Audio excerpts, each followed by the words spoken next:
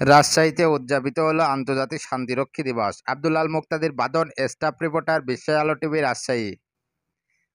২৯শে মে ২০২৫ খ্রিস্টাব্দে পালিত হচ্ছে আন্তর্জাতিক জাতিসংঘ শান্তিরক্ষী দিবস। জাতিসংঘের শান্তিরক্ষা কার্যক্রমে অংশ নেওয়া বিশ্বের সকল শান্তিরক্ষীর অসামান্য ত্যাগ ও অবদানকে শ্রদ্ধাভরে স্মরণ করা হয় এই দিনে।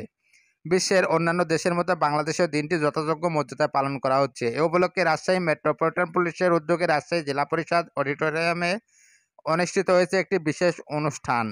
দি ফিউচার অফ প্যাসিফিক, অর্থাৎ শান্তিরক্ষার ভবিষ্যতে এই প্রতিপাদ্যকে সামনে রেখে আয়োজনটি ছিল শান্তিরক্ষীদের প্রতি শ্রদ্ধা ও কৃতজ্ঞতা জানানোর একটি সুন্দর উদ্যোগ, যারা বিশ্ব শান্তি প্রতিষ্ঠায় নিরলসভাবে কাজ করে যাচ্ছেন। রাজশাহী মেট্রোপলিটন পুলিশের সম্মানিত পুলিশ কমিশনার মোহাম্মদ আবু সুফিয়ান মহোদয়ের সভাপতিত্বে উক্ত অনুষ্ঠানে সম্মানিত অতিথি হিসাবে উপস্থিত ছিলেন barrister Mohammad Zillur Rahman, principal, Bangladesh police academy, Sarda, Rajshahi, brigadier general Syed Asaduzzaman, SBP উপকমান্ড, ভিআইআরসি রাজশাহী ক্যান্টনমেন্ট, ও Mohammad Shahjahan, PPM bar, PhD, DIG, Rajshahi range, Bangladesh police. এছাড়া মূল প্রবন্ধ উপস্থাপক হিসেবে প্রফেসর ডক্টর সালেহ হাসান নকিব, উপাচার্য, রাজশাহী বিশ্ববিদ্যালয়, এবং অতিথি বক্তা হিসেবে খন্দকার আজিম আহমেদ, এনডিসি বিভাগীয় কমিশনার, রাজশাহী উপস্থিত ছিলেন। রাজশাহী মেট্রোপলিটন পুলিশের সদর দপ্তর প্রাঙ্গণে সকাল ৯টা ৩০টায় বেলুন ফেস্টুন উড্ডয়ন ও কবুতর অবমুক্তকরণের মাধ্যমে অনুষ্ঠান শুরু হয়। অনুষ্ঠানে বিভিন্ন পেশা সংগঠন ও শিক্ষা প্রতিষ্ঠানের প্রতিনিধি দল অংশগ্রহণ করে।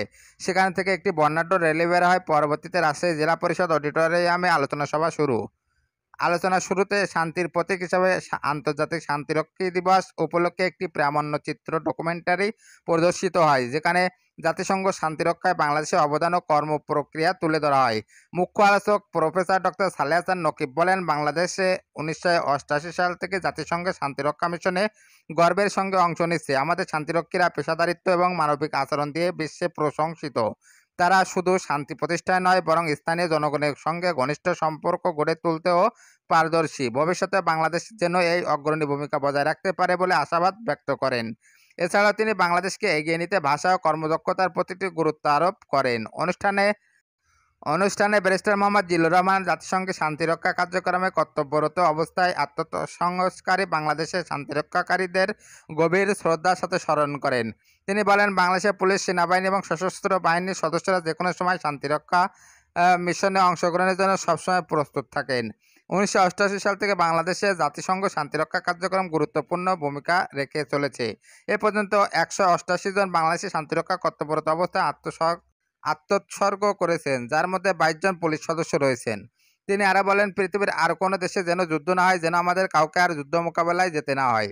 যদিও আমরা একাই এই যুদ্ধ থামাতে পারবো না, তবু আমাদের উচিত সর্বদা নিজেদের সর্বোচ্চ প্রস্তুত রাখা, যেন শান্তিরক্ষায় আমরা অবদান রাখতে পারি। অনুষ্ঠানের সভাপতি পুলিশ কমিশনার মোহাম্মদ আবু সুফিয়ান মহোদয় বলেন, আমরা আজ যে আন্তর্জাতিক দিবসটি পালন করেছি তার একটি গভীর তাৎপর্য রয়েছে।